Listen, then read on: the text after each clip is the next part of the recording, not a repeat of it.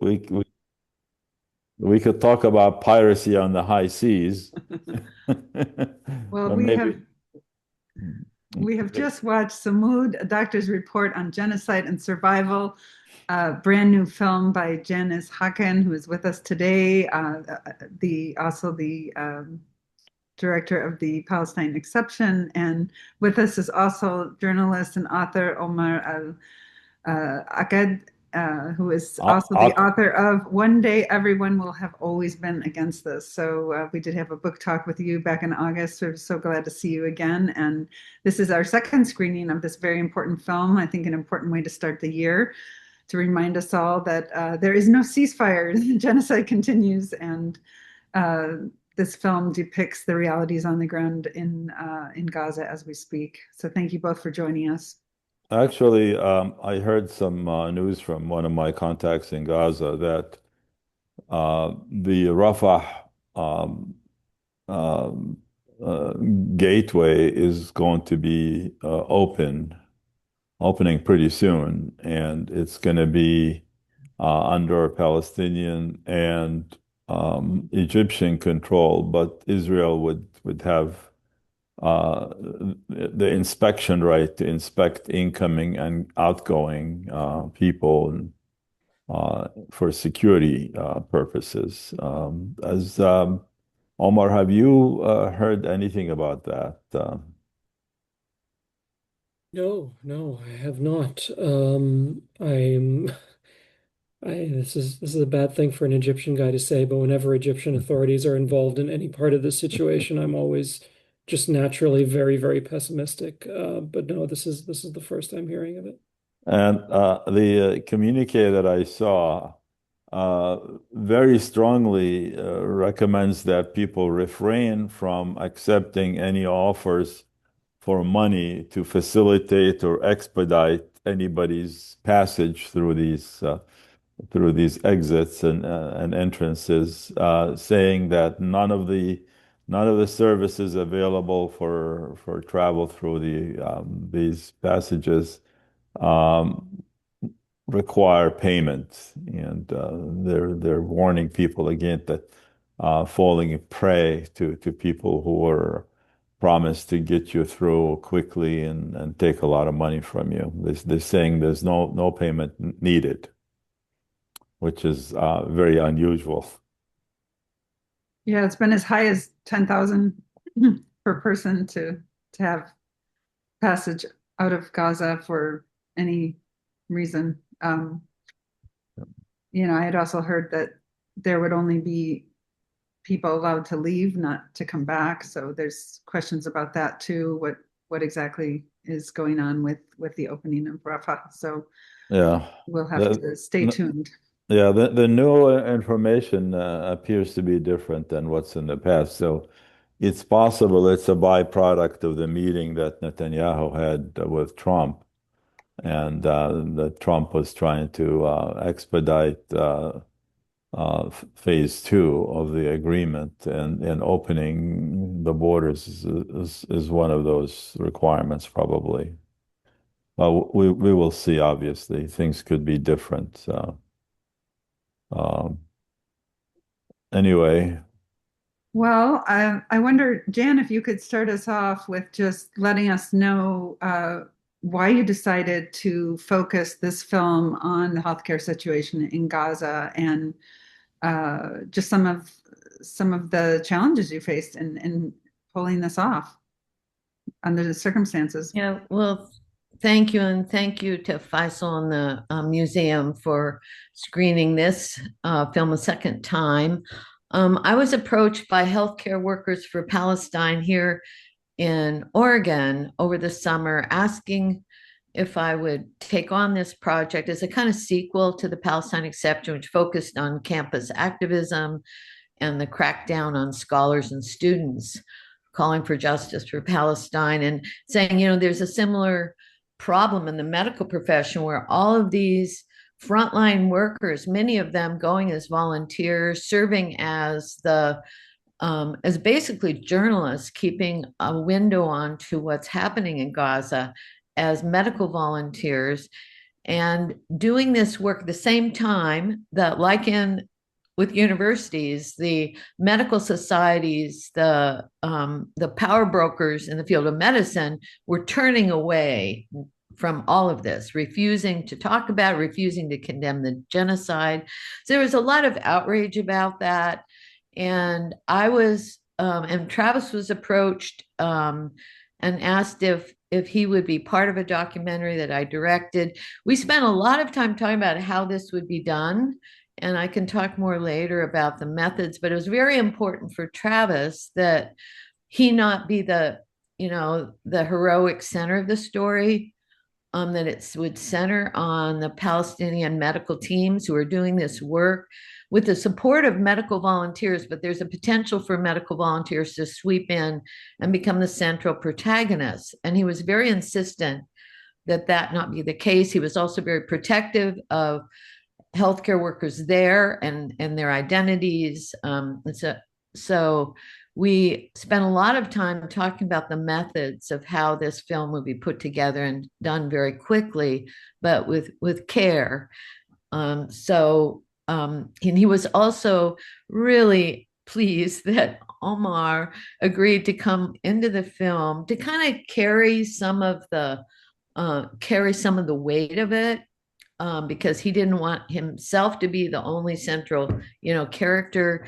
And so Omar, whose book many of us on the team had read, and I then found out, oh, he lives here in our area. So we were able to interview both of them. And I think Omar really, really carried an important kind of holding position in the film. Thank you for that, Jan. Omar, you are a journalist, and we see the way the mainstream media has portrayed what's happening in Israel and Palestine for decades and continue to kind of skew the story. We see how citizen journalists have stepped up. As Jan mentioned, medical workers are having to serve as journalists, coming back and reporting on what they've seen.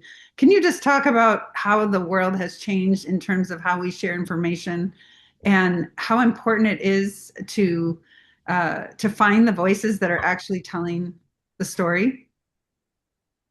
Yeah, absolutely. I mean, look, obviously it was an incredible honor to be a part of this movie, and it goes without saying that I am by far the least important part of this project. I was more than happy to step in and offer what little I can. I think so. I spent most of last year on the road for this book I wrote, and that meant I got to see a lot of people. That's not something I normally do a lot of. I sit alone in this room writing most of my time, but with respect to journalism in particular as an institution, as a central institution, as a load-bearing beam of any society, the damage that's been done, particularly over the last 2 years, is really hard to sort of overstate. I was a reporter for 10 years. I know the industry pretty well. Most journalists are working really hard under really miserable conditions to try and do something that is quite noble in intent, which is to simply convey the truth. There's also journalism as an enterprise, as a commercial enterprise. And that face of it, I think, has been exposed to more people in more overt ways over the last 2 years than at any other point in my lifetime. And I lived through the War on Terror years. So that's saying something, right? There is this sense that there exists, and this is at least among the people I've spoken to, traveling around, that there is this set of principles that are well understood by all journalists about presenting the truth, about essentially saying what has happened. And then there are these pockets of exception where none of these principles, none of these rules apply. But don't worry, they're just these little pockets. And of course, anyone in their right mind has to worry, both because they're never just these little pockets. You're about to see this entire spectrum of disingenuousness applied again with respect to Venezuela, for example. You're about to see this applied again and again and again. But also, even if it was a little pocket, that is a disease in the heart of what journalism is supposed to be. And I think even if you don't give a damn about Palestinians, which clearly many people in the country I live in don't, you must understand that any society is going to have trouble functioning if its central conduit of information relay has this disease at its heart. You don't know what you don't know. You don't know what you're being lied about. And there's this incredibly, and I apologize for rambling, but there's this incredibly sort of dissociative quality to going around and seeing people like the people on this call who are doing incredible work on the ground. And when you're surrounded by people like that, you tend to think, okay, there's change is happening. And then you see at the upper echelons, institutionally, politically, journalistically, culturally, academically, that none of this change is making its way there. That in fact, the opposite is happening. You only need to look at something like CBS News to see that the exact opposite is happening.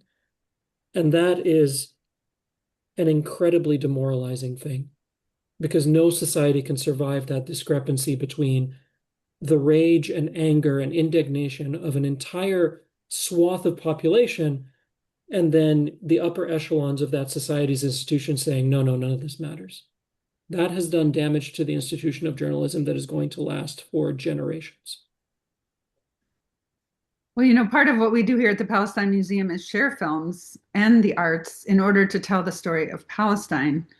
And I wonder, Jan, if you could talk about the importance and power of film to break through some of what Omar is talking about, this lack of change that we are witnessing in spite of the horrors that are unfolding now for years. Well, my primary discipline is psychologist coming out of field research on issues related to social justice, making documentaries for 25 years in conflict zones. And early on, I became aware that it's not enough to just flood people with horrifying images and thinking that out of just the horrifying spectacle of it all, that people will rise up against it. And I've been looking at this problem as a psychologist and documentary filmmaker for a very long time. And it's really important how you work with these images, how you help people kind of hold them in mind and understand enough context to not be easily swayed to blame some other group. The regime now in control in this country is very good at that, picking up on a real anxiety and fear of people and targeting some vulnerable group and blaming them. And so it's possible as social justice activists turned filmmakers to inadvertently reproduce the very problem we're trying to give picture to. And I think Omar really spoke to that, as well as Travis in the film, how important it is to show the tremendous humanity amidst such inhumanity, to show not just valorize and romanticize the resilience of Palestinian people, but to show that we should not have to see the limits of human endurance and resilience, and how these healthcare workers are providing training and doctors still aspiring to develop specialties even under these conditions. And it's inspiring, but we have to be careful not to just accept this extreme limit as the moral threshold for responding, just as we shouldn't accept killing children, as Omar makes a point of in the film, as the moral threshold for concern, because there's been a lot of focus on attacks on children, but that should not be the moral threshold for how we respond to a genocide. And I'm sure, Omar, you have more to say about that as you did in the film. So I think it's important how you help people understand and to organize in their communities and their own thinking about what's going on in this genocide. Yeah, actually, that really stood out to me when Omar talked about, when is it ever okay to kill children? And then also the ways in which the normalization of somehow killing men is that you caught yourself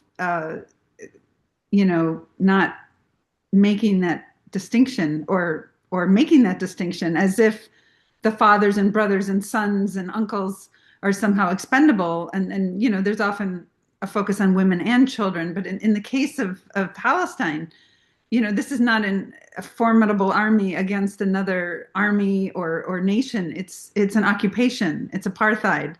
And so I really appreciated you sharing that vulnerability and that awareness. And I wonder if you do want to say more about that, the insanity of normalizing the violence against an entire occupied people.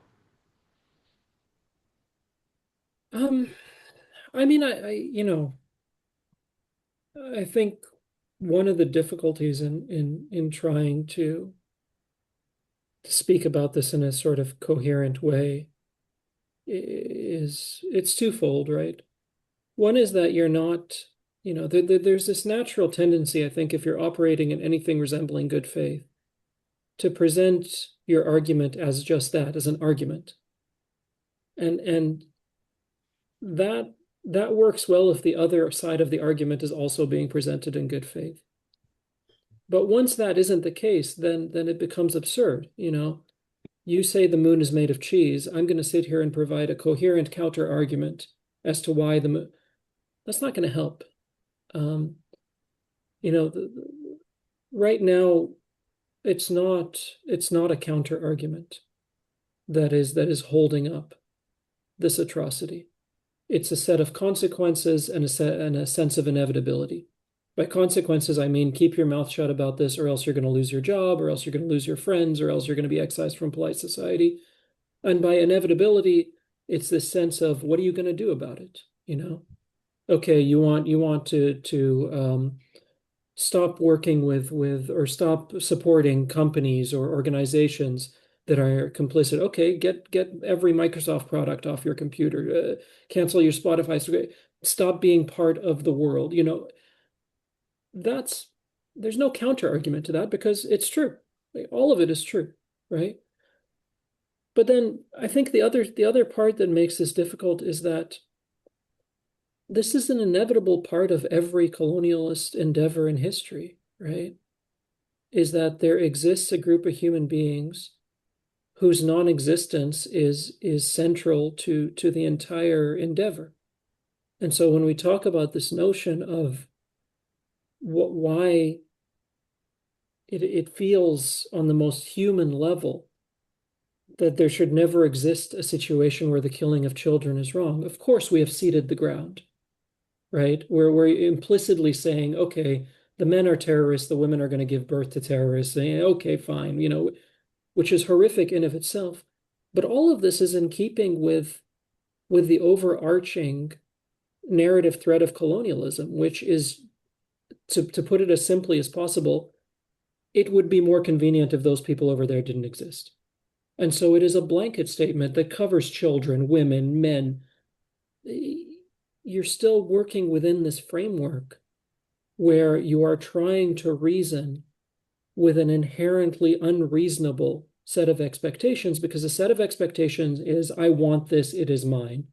And anything and anyone who gets in the way cannot be allowed to conceptually exist. And once you decide that a group of human beings cannot be allowed to conceptually exist, it is only a matter of time before you decide that they physically can't exist either. And then we get into the question of whether this happens slowly, through attrition, through open air prisons, through the limiting of aid, or whether it happens extremely quickly in the genocidal campaign that we've seen over the last 2 years. But both of those things exist within the same framework, which is that ultimately there's a group of human beings whose non-existence would be very convenient to the colonial endeavor. And so here we are. Well, and part of the irony of that is what happened during the Holocaust, that some people say if more people had known the atrocities that were unfolding on the ground when they were happening, things may have been different, maybe more lives would have been saved. And yet we see the intentionality of genocide, the intentionality of withholding food, water, medicine, fuel, the intentionality of erasing a people from their own homeland, of blocking their return. And so, that is the hypocrisy of the world that we live in, where certain people have rights and privileges that are not afforded to the rest of humanity. I mean, another facet of colonialism that is very well developed is this sort of after the fact reckoning. But it's central that it be after the fact, because the Yes. fact needs to happen for the entire endeavor to sort of continue existing. And so, we have this incredibly well developed system of land acknowledgments at the beginning of literary events. We have these systems of apologizing and recognizing and acknowledging and sitting with the fact after the fact. And I think one of the very jarring things for a lot of folks who may have thought of that as a sort of holistic way of dealing with this is that it fails entirely when the thing is happening right in front of you. Like right now, I am watching a country be liberated, right? This morning, I woke up and saw a country. I've seen this before, right? And I've seen the op-eds that show up 20 years later talking about what a nightmare this was and how if only we had known better, you know, 1 million+ people wouldn't have been killed in Iraq. Or, there's an incredibly well-developed system of acknowledging and reckoning with this sort of atrocity and this sort of theft, which is what it is. It's a theft of life and it's a theft of resources above all else after the fact. And right now we are in the middle of the fact in a way that we have been for the entirety of the occupation of Palestine, but in a way that is much more immediate and intense for a lot of people who previously, maybe prior to the last 2 years, might not have been able to point out Palestine on a map. And it's very, very jarring to be seeing in real time the horrific thing for which you have only ever been given a tool set to contend with long after the horrific thing is over.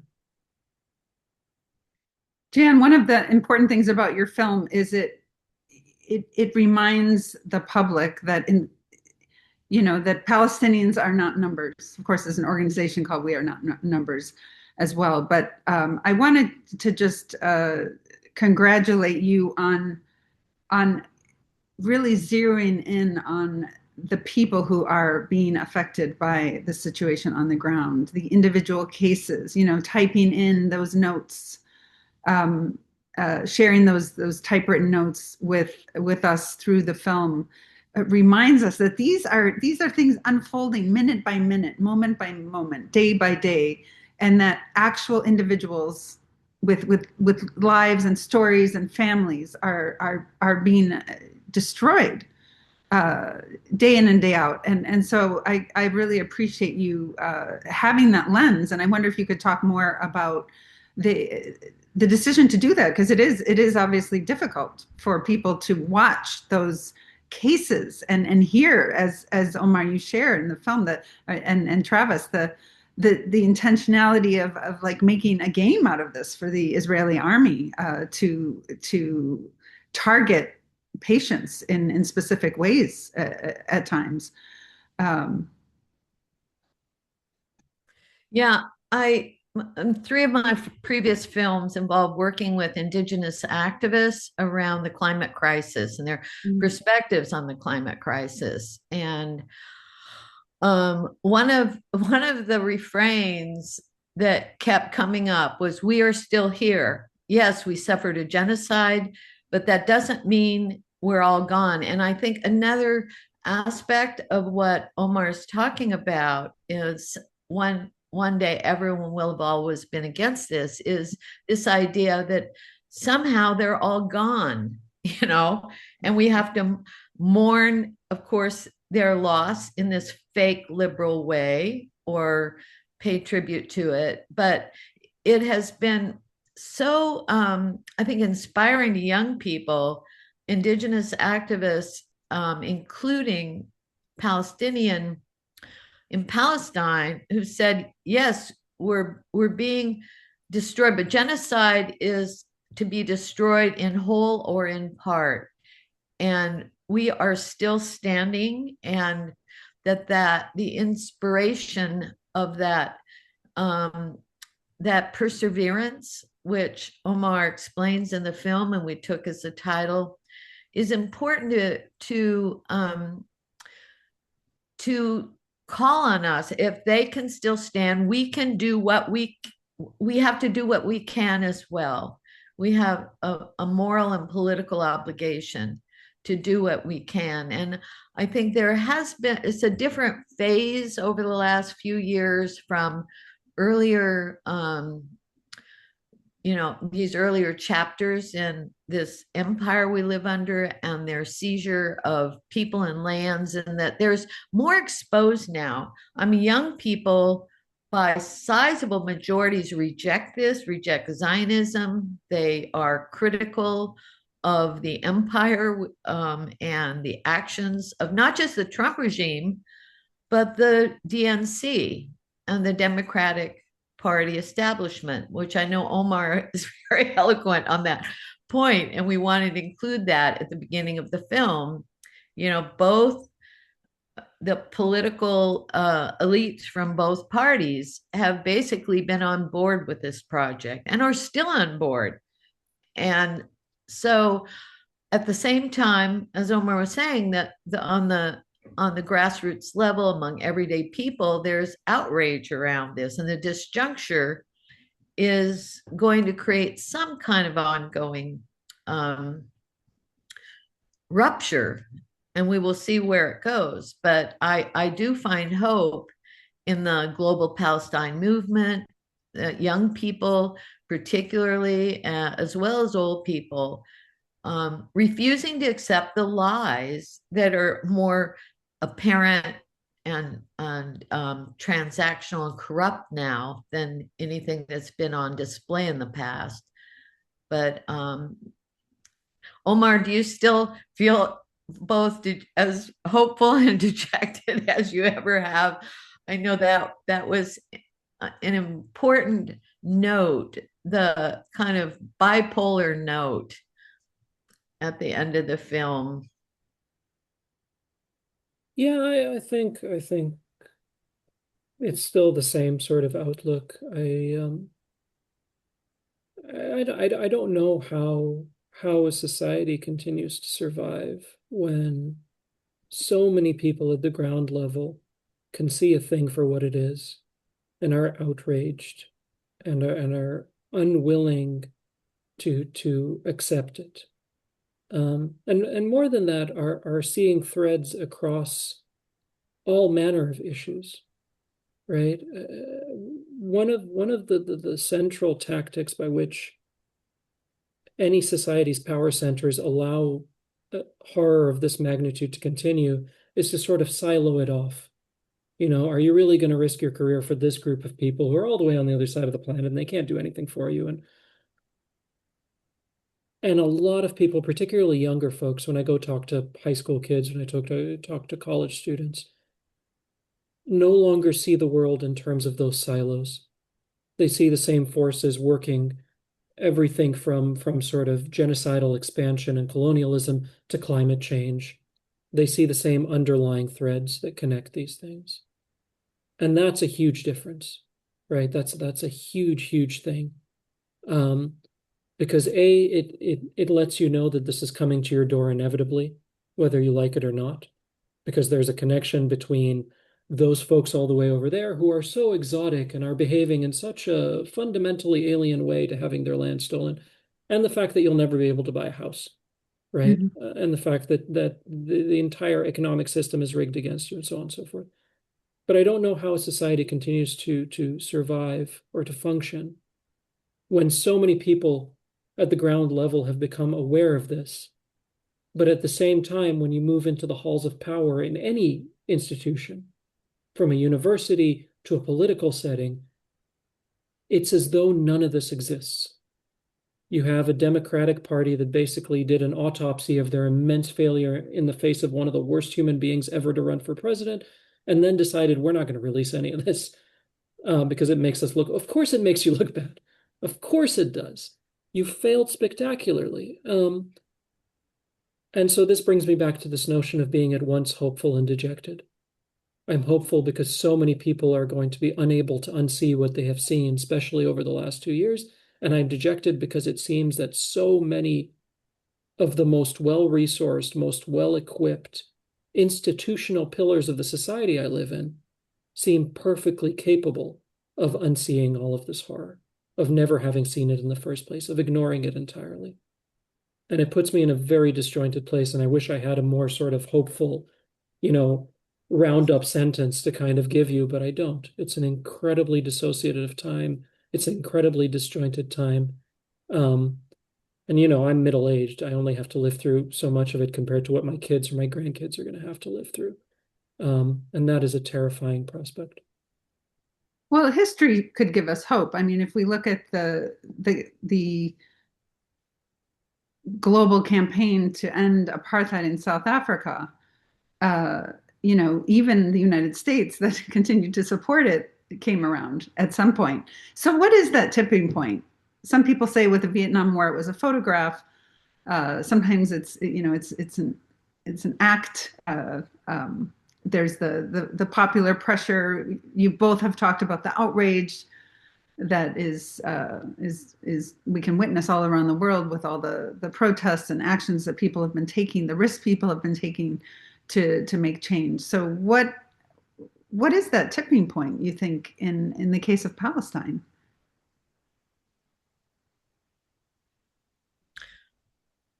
Omar, do you want to respond to that? I'm older than you, but I'll just say a bit about it because I think it's not just a picture or a statement. It's about the social movements that become organized and are able to make connections between the everyday struggles of people and problems that seem on the periphery of the empire. And I've been teaching, I've been an university professor most of my adult life. I have never seen students who were so interested and aware and, in a sense, political in a broad sense, that there have been different waves of political activism. I think there's an assumption that everyone was against the Vietnam War during that era, or everyone was part of those social movements. No, not the case. That's also part of that reconstruction of memory. Oh, yes, we were always against this war, or we were always for women's rights or gay rights. These were struggles that did not have broad political support. And so in some ways, there's a much broader based potential for social movements in taking on the power structure. We'll see how this goes in the next few years in the US. But I think there is reasonable grounds for hope if social movements are organized and don't just sublimate all of their energy into the Democratic Party, which has long been said is the graveyard of social movements. Yeah, Right. I mean, this genocide unfolded under the Biden administration, so you can start right there. Sorry to interrupt you, Imar. Go ahead. No, not at all, not at all. I think there's immense grounds for hope. I mean, one of the things that I think we should keep in mind, or at least I try to keep in mind, is the asymmetry of resource allocation here. Because when you look at the institutional pillars that are directly responsible for this horror, you are talking about billions of dollars in resources. You are talking about political power. You're talking about cultural power. You are talking about the sort of resources that the anti-war organization down the street from where I live could never dream of, ever, right? On top of that, you're talking about everyday individuals like the folks who are on this chat right now, who cannot be expected to have a sophisticated plan for opposing a genocide. And in a halfway decent society, nobody should be walking around with a coherent plan for opposing a genocide in their back pocket, right? We're not built this way as human beings, right? And despite this incredible asymmetry of resource allocation, of public relations power, of all of these incredible, incredible sort of tool sets, the rage and the basic humanity is enough such that you're seeing a shift, right? And under these circumstances, that is an incredible thing because the expectation of power is that people should be able to sort of march in the street and hold their signs and do whatever, but it doesn't actually cause any change. You know, you just get it out of your system and you move on, sort of thing. Well, that's not what's happening. There is active change. I don't know if the new mayors of New York or Seattle are going to actually be able to enact much of what they talk about. I have no idea. I hope so. But the fact that somebody is getting into that role on the basis of those statements means something. And so this brings me to the final aspect of all of this, which is plain self-interest. I know what kind of country I live in. I know what kind of world I live in. And I know that there are a lot of politicians, including politicians who represent me, who don't give a damn about Palestinians or Israelis. They will do whatever is in their best interest at any given moment. And so we'll shift with the tides. And I can see the tides shifting. And so I think as ugly as it is, we shouldn't underestimate the power of self-interest in all of this. If enough people are yelling loudly enough, and I know this is crass, but if in this country, if enough white people are yelling, because I can go yell, a Muslim guy named Omar can yell at the top of his lungs. I don't know how much difference it's make. If enough people are yelling, that induces a kind of action higher up on the power scale. All of this stuff takes forever. Building our own organizational capacity takes forever. I've met so many people who, including journalists at some of the biggest newspapers in the world, who are disgusted with how their organizations are behaving and want to start their own. And some have. A couple of people I know, a couple of writers I know, have started their own media organizations. Do they have the resources of the New York Times? No. And they won't for decades, for centuries. Who knows? They may never. This stuff takes a really long time, and that can be demoralizing. But all of this is demoralizing, and none of us have the right to abdicate responsibility on somebody else's behalf. I wake up every day and I want to give up on all of this. And I get to do that because it's not my house that's been razed to the ground. It's not my bloodline that's been wiped off the face of the earth. And so it's worth remembering that yes, as dejected as I feel on any given day, I'm in a position of immense, immense privilege relative to the horror that I am seeing every day. And I should proceed accordingly. And yet you see that more and more people of privilege are feeling vulnerable, are feeling touched by this issue because they realize that if you can normalize a genocide, what else can you normalize?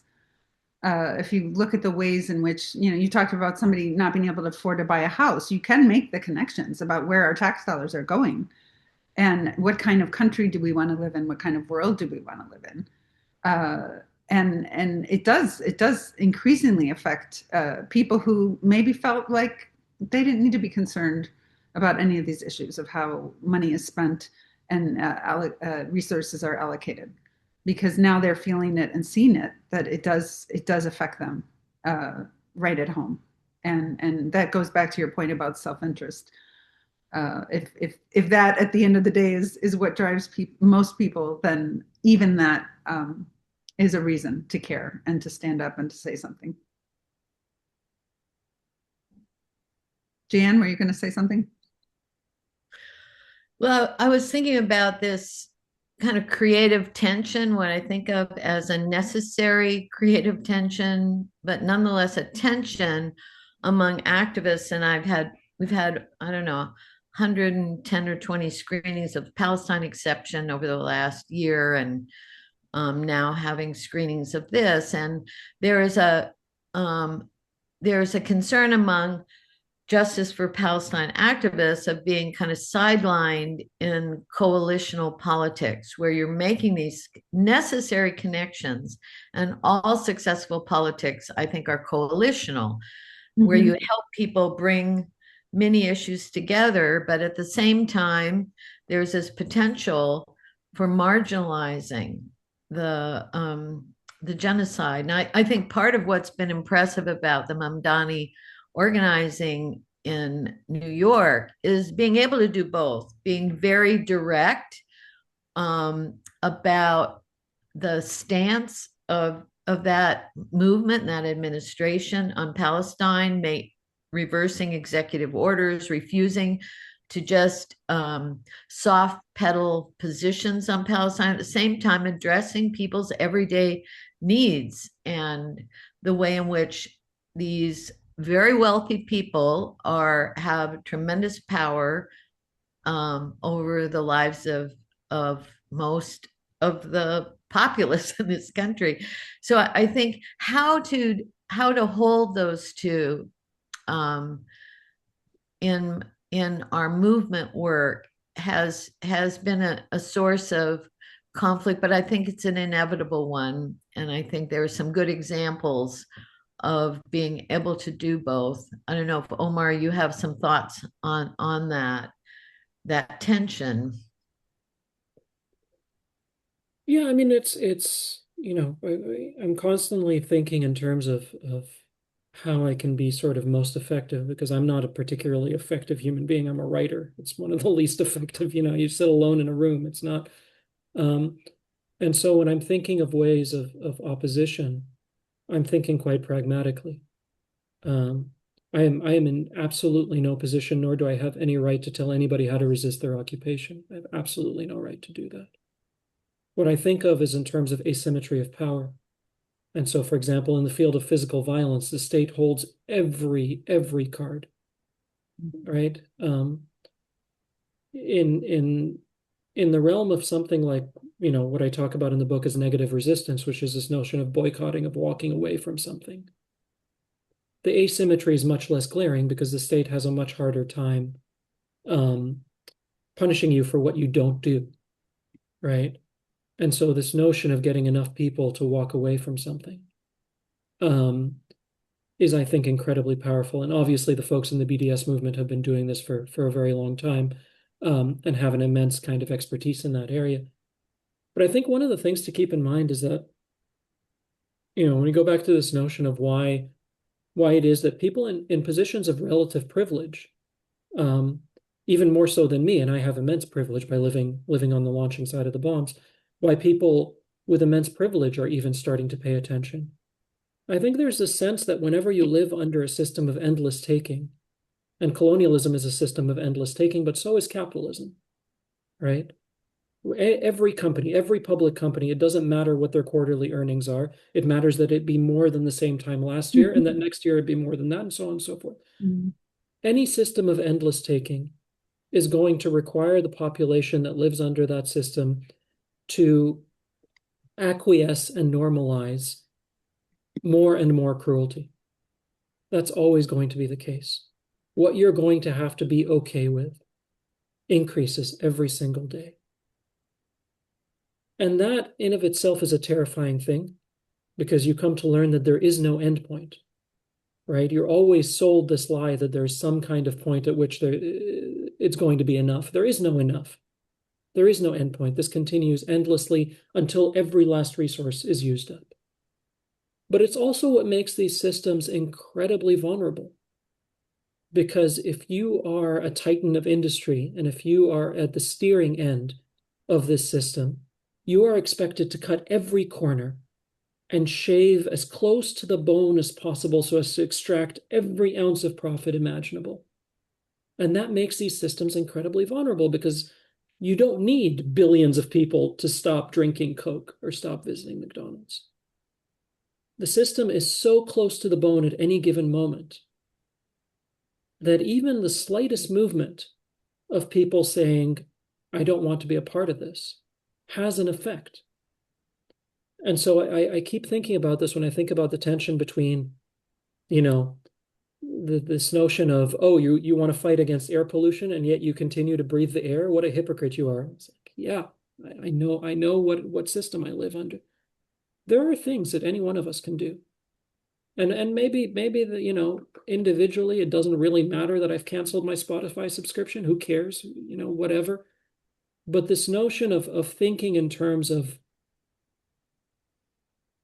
this system that I live under, which seems so inevitable and so all-powerful actually isn't when you really look at it, because it's so incredibly greedy that it has put itself in a position of invulnerability, and I can exploit that. That's how I've sort of been thinking about this, because in so many other arenas of resistance, the asymmetry is so glaring in favor of the system that it feels like I have no chance of accomplishing anything. But that's a personal decision, and every human being has to make that according to their own values and their own sense of what is possible. To what, on that note, Omar, to what extent can we look to the state of Israel at the highest levels of government, or to the Israeli public, or its institutions? I mean, look at the ways in which the dehumanization of Palestinians has been institutionalized there, and the polls reflect that. So, at what point does the soldier say, "No, I'm not willing to participate in a genocide. I'm going to shame my colleagues who are bragging about the atrocities they're committing on social media," or the elected leaders who are bragging about using food as a weapon, or ethnically cleansing Palestine, and failing to honor an entire people's right to live in their homeland. Can we look to any of that, or is that a waste of time in the current trajectory? I mean, there are a number of reasons why I don't. First is self-evident. I mean, you know, I go to all of these events and inevitably I find myself saying, you should listen to Palestinians, you should listen to Palestinians. Sometimes I want to say, no, you should listen to Israelis.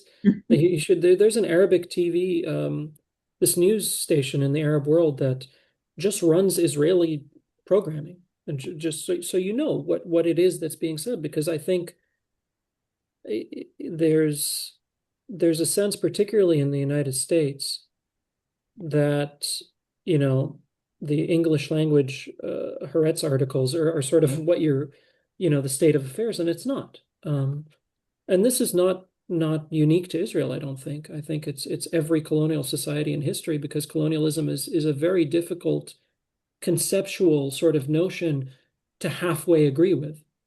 You're all in or you're all out.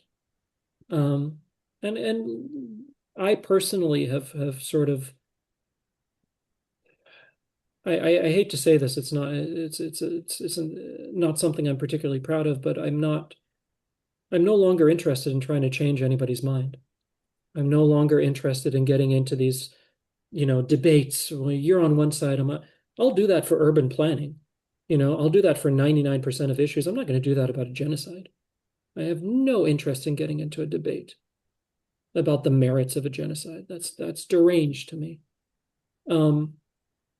Again, I think about these things sort of pragmatically. Whatever it is that is happening within Israeli society, in terms of the power centers of Israeli society, is not something I want to interact with. I live in the country without whose support the state of Israel would not be able to do this to Palestinians. It would not be possible. And so I am going to expend whatever energy I have here. But this notion of waiting for the same soldiers who fired 355 bullets into the cart Hind Rajab was in, mm-hmm. to have their sort of ideological or emotional or psychological turning point moment is personally offensive to me. I'm not doing that. I'm not engaging with that. If you have gone to that place, there is no conversation to be had between you and me. There's nothing useful. We are wasting both of our time. The conversation is between you and your own conscience. You have that on whatever terms you wish, but I'm not going to be a part of that.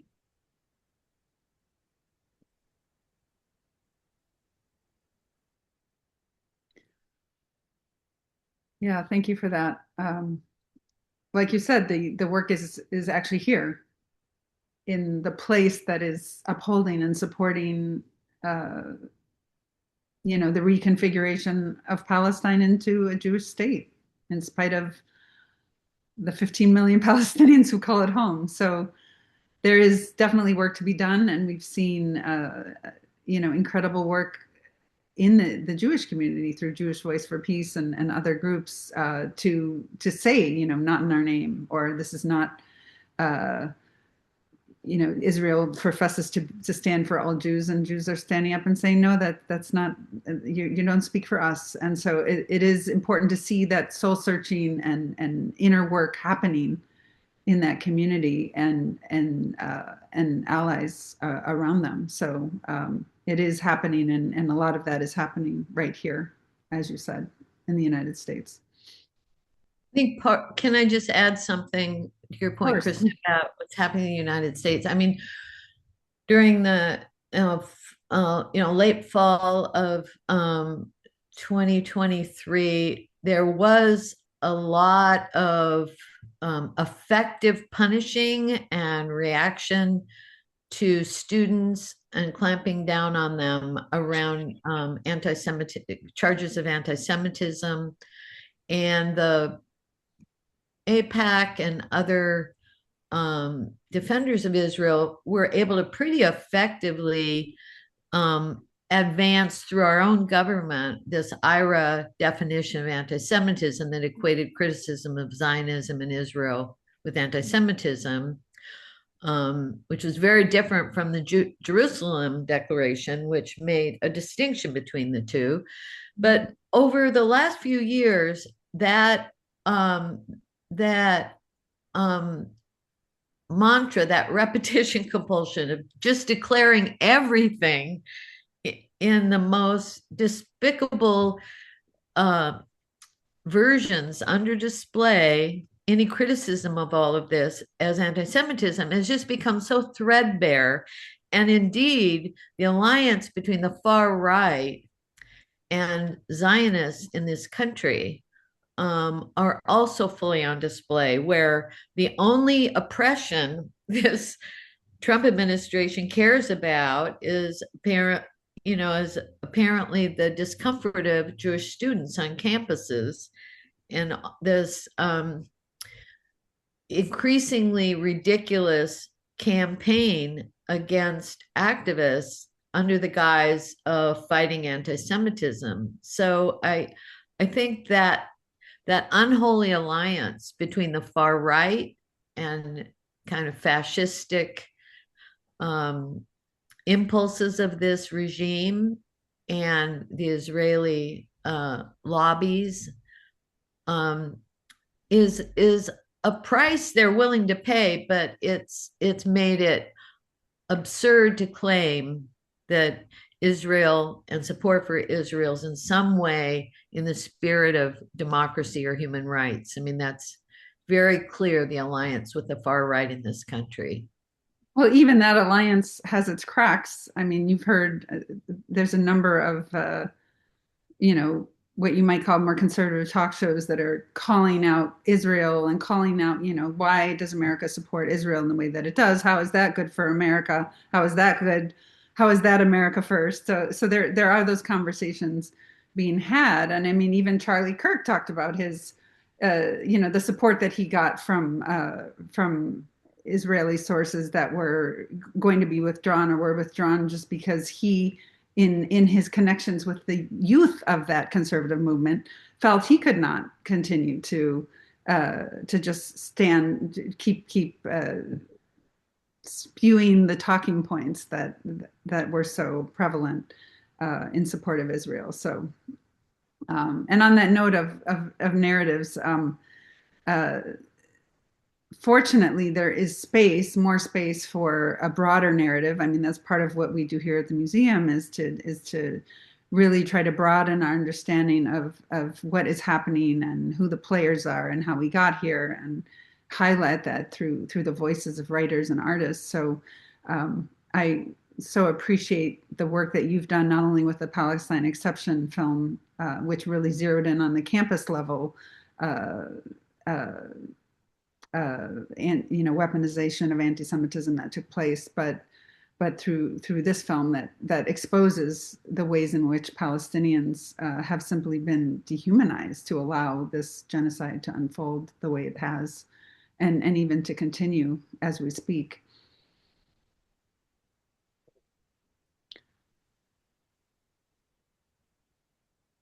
So looks like everybody has had enough talking.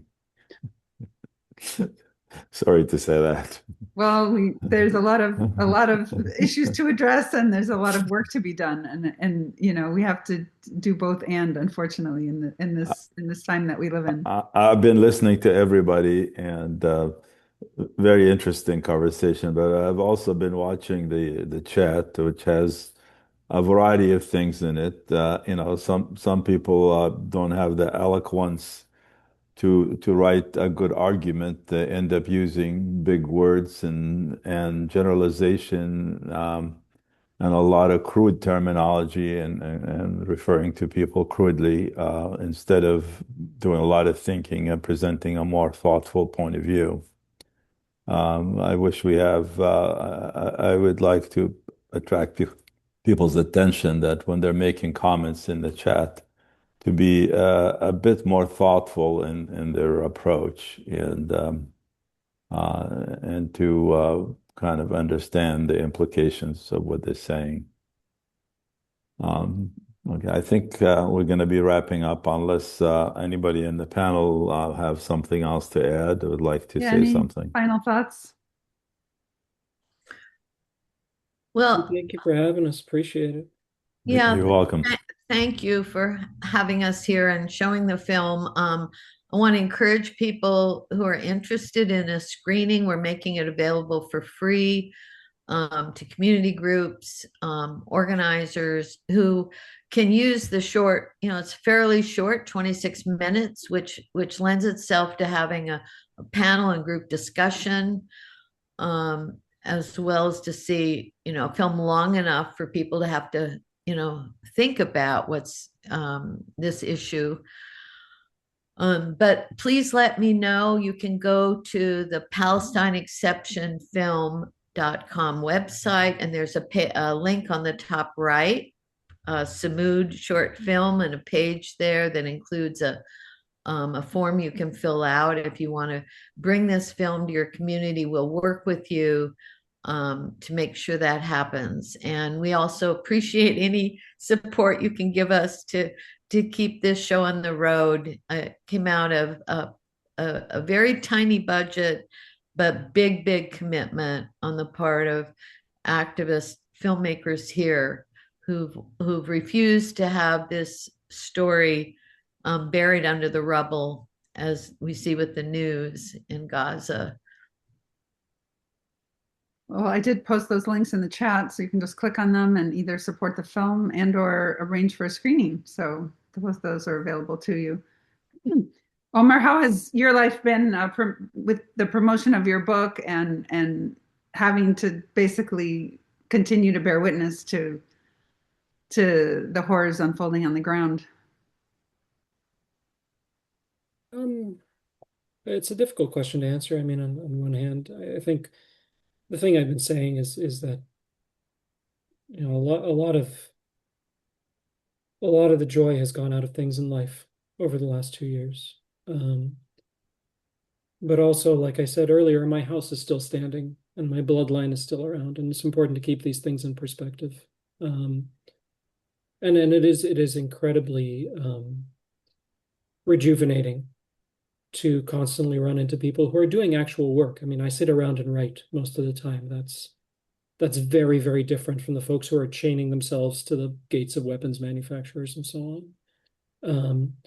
And so that is a very inspiring aspect that I've been privileged to have access to in a way that I otherwise wouldn't, because like I said, otherwise I just sit in this room and write. And so, to have that exposure has been really important to me. Well, I admire how humble you are, but your perspective has certainly opened people's eyes and inspired them to take action in whatever form is appropriate for them. So thank you for that. I've received some comments here from people who would like us to screen the other Hind Rajab film. It's called the Voice of The Hind voice Rajab. of Hindraja. And unfortunately, the people that distribute the film refuse to allow us to screen the film, and they refuse to allow us to screen some other films because they think screening it virtually uh, is not a good idea.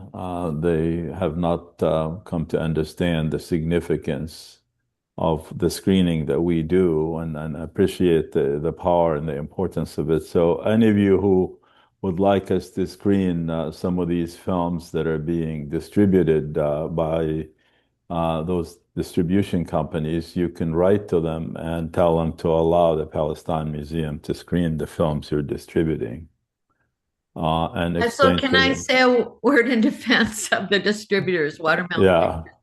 You have Uh, agreements like when you submit to festivals or to theaters, there are restrictions on virtual screenings that go with the go with those agreements. So I understand uh, the why there any, are these restrictions. Anybody that enters in an agreement with somebody has the ability to mold that agreement any way they want. And if they're a good negotiator, there are ways to do it. And if they have trouble, do it. Just bring me in, and I'll do it for free for them. Okay, fair enough. Uh, Okay, fair and enough. the other film, Hind Rajab Under Siege, they are participating in all these film festivals, Right. and they allowed us to screen it. So I don't buy that, that story from whoever is saying it. Screening it virtually does not prevent you from participating in the festivals. Depends on Certainly, the festivals. well, it depends on what you negotiate with the festival. If you let the Yeah. festivals kick you around, yeah, you'll agree to all kinds of stuff, you know. But Well, at the end of the day, film as an art form is the purpose is to share it and to get as much access to audience as possible. And so that I think that's something we can take pride in here is that we're able uh, to reach a large audience and get the message out and share the work that people have so tirelessly uh, worked to for, create. for example, today's second screening, we had close to 294 households in about 30 countries saw the film. To do that, according to the other formula that you're talking about, you would have to hold so many in-theater screenings and spend a ton of money paying theaters and hardly make any money. As the director, and the end result is, investing like an hour and a half, you reach hundreds of people around the world, and you get your message across, you get the message of the film. Just remember, these films are for Palestine, about Palestine. They're about serving the Palestinian cause. They're not about making money. They're not about making money and getting people's names in big lights and things like that. We need to get the message across, and if it means negotiating a better deal with the distribution company or with the festival you're participating in, then be it, then do it. Uh, let's not lose track of what our mission is here. Our mission is not to make money. Our mission is to tell the Palestinian story to the world, and that's what needs to be done. And anybody who's not doing that is not really doing Palestine a service. How is that for a closing statement? Well, I'm here because I agree, but I'm saying there people aren't. And nobody actually, there's this illusion that people who make documentary films are making money. Even the highly produced ones, films that get to Sundance, there's very little money made, almost nothing. In fact, I pride myself in not staying in any kind of debt, being able to pay people, but it really is, I think, no matter where you distribute, uh, ultimately a, a form of commitment and love that guides this work. Even though I know there are symbols of prestige that enter into it. More than money, it's symbols of prestige. Okay, so why is it that these distribution companies allow the film festival to screen the film?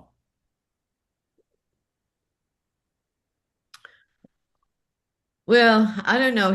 We can, that's a topic for another day. It's kind of, So I'm going to solve this problem by creating a virtual film festival.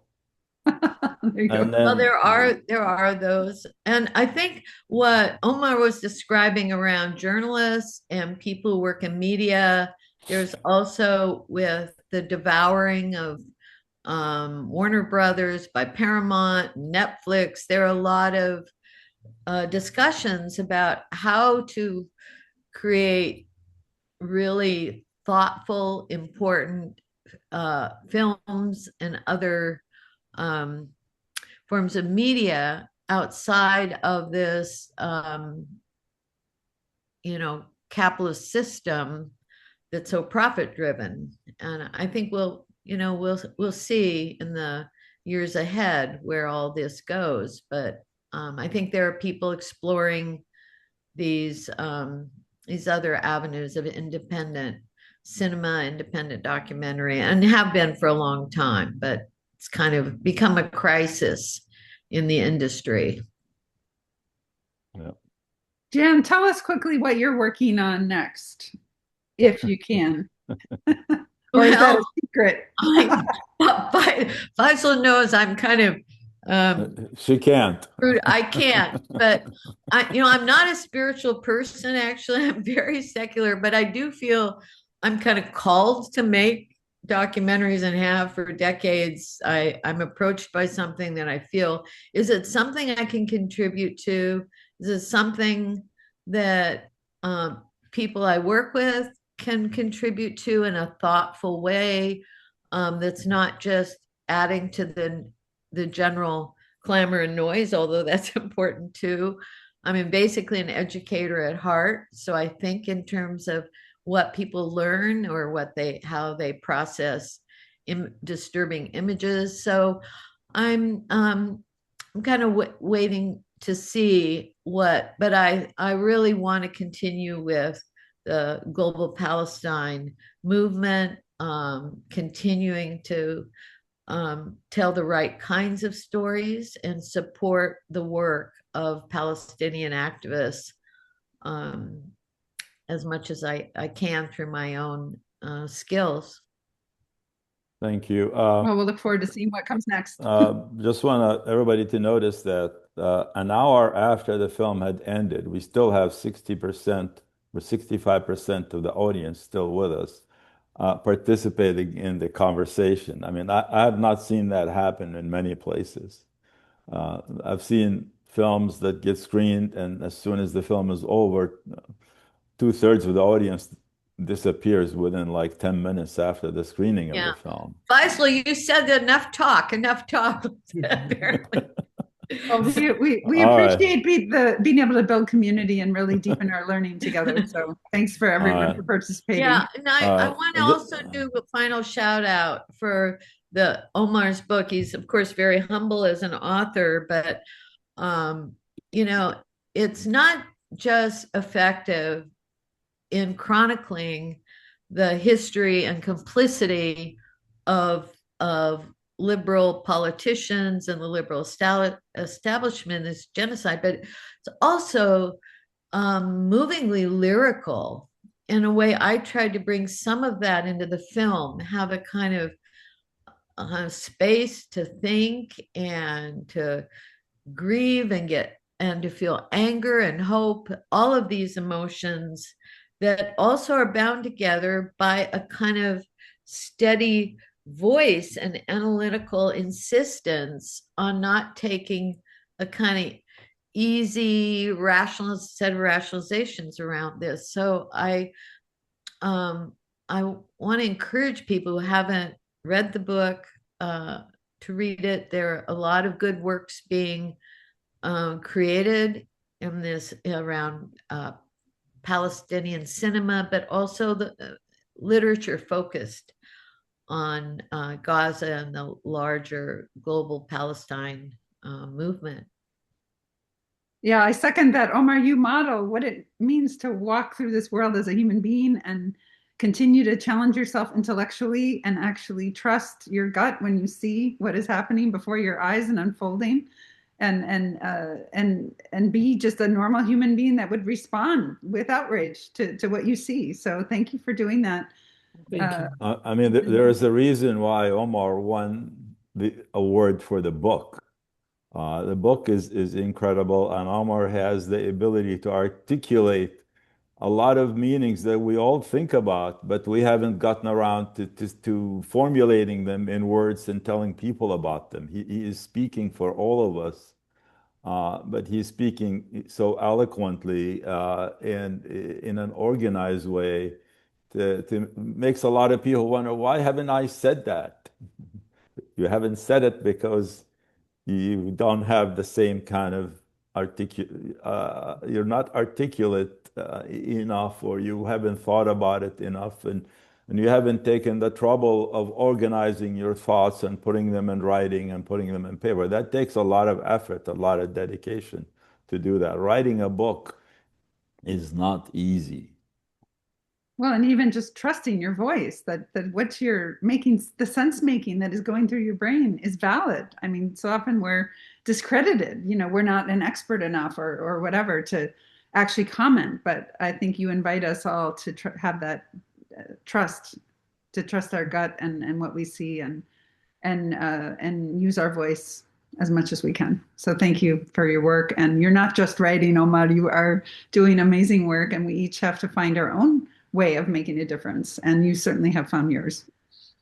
Thank you. Thank you. That's far more generous than I deserve. And it was a privilege to be here with you all. Thank you for having me. Thank you. And thank you, Omar. Thank you, Jan. Thank you, Krista. And thank you to the audience that stayed with us, and the people that watched the film and left. Thank you also. And we look forward to seeing you next Saturday. I have to get up tomorrow and start working on another film for next Saturday. Never ends. Right. We will look forward to seeing you again. Thanks. Take care. Thanks. All right. Ma Thank you. salama, everyone. Thank you all. Ma salama. Bye-bye.